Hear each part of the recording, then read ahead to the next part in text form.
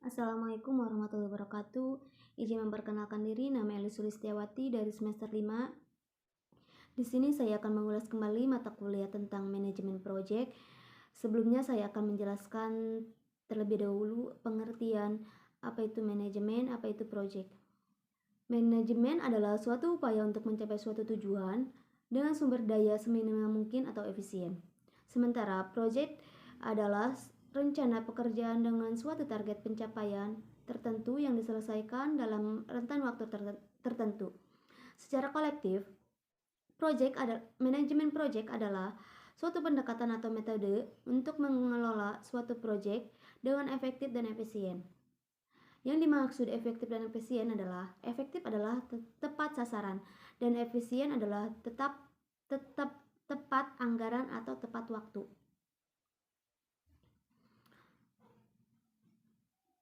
Sistem ini hanya sebagai perangkat untuk mengelola kegiatan berbentuk proyek, misalnya proyek konstruksi.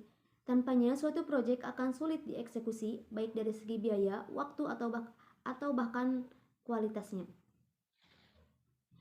Di sini juga ada perbedaan proyek dan operasional. Proyek itu bersifat waktunya ditentukan, anggarannya ditentukan, sumber daya manusianya ditentukan, dan tempatnya berubah-ubah.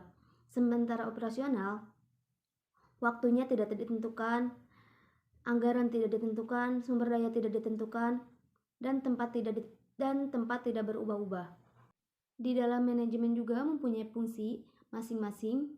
Yang pertama itu planning, organizing, actuating, dan controlling. Planning adalah perencanaan, organizing adalah pengorganisasian, actuating adalah penggerakan, dan controlling adalah pengontrol. Di dalam manajemen project juga memiliki 6M. Yang pertama, man, method, material, mesin, money, dan market. Man adalah manusia, metode adalah cara bekerja, material adalah bahan, mesin adalah alat bantu, money adalah uang, market adalah pasar. Pada manajemen project juga memiliki tujuan. Yang pertama, menyelesaikan tepat waktu.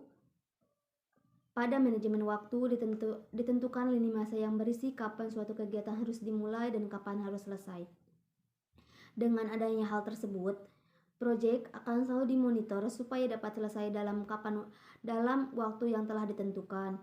Pengawasan seperti ini dilancarkan pengerjaan proyek.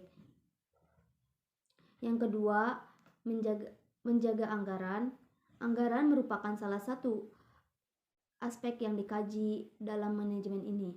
Dengan pengkajian tersebut akan dicari jumlah anggaran seminimal mungkin, tetapi masih dapat menunjang tercapainya kriteria proyek yang telah ditentukan di awal yang efektif dan efisien. Yang ketiga, menjaga kualitas.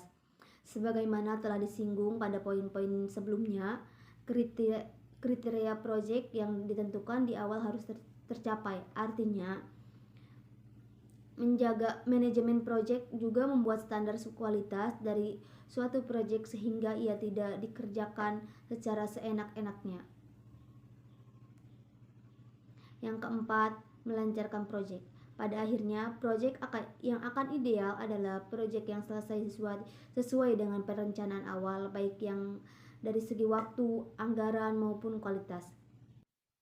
Manajemen proyek juga memiliki sasaran. Yang pertama, menyelesaikan dan mengembangkan proyek sesuai dengan anggaran, biaya, dan waktu yang telah ditentukan sekaligus dalam kualitas atau spesifikasi sesuai dengan yang telah disepakati di awal. Yang kedua, meningkatkan nama baik pelaksanaan proyek berdasarkan kualitas hasil proyek. Yang ketiga, menciptakan suasana kerja kondusif untuk mendukung kelancaran aktivitas proyek. Hal ini meliputi ketersediaan keadaan, sarana atau prasarana, dan keselamatan kerja. Yang keempat, menjaga keharmonisan antara pihak dalam proyek sehingga seluruh pihak terlibat akan memberikan yang terbaik untuk proyek yang telah dijadikan. Ruang lingkup manajemen proyek antara lain adalah waktu proyek yang dimulai, perencanaan lingkungan proyek, pendefinisian ruang lingkup proyek, verifikasi proyek, dan kontrol ketika proyek sedang dijalankan. Di sini saya akan memberi contoh salah satu, yaitu contohnya itu manajemen proyek konstruksi.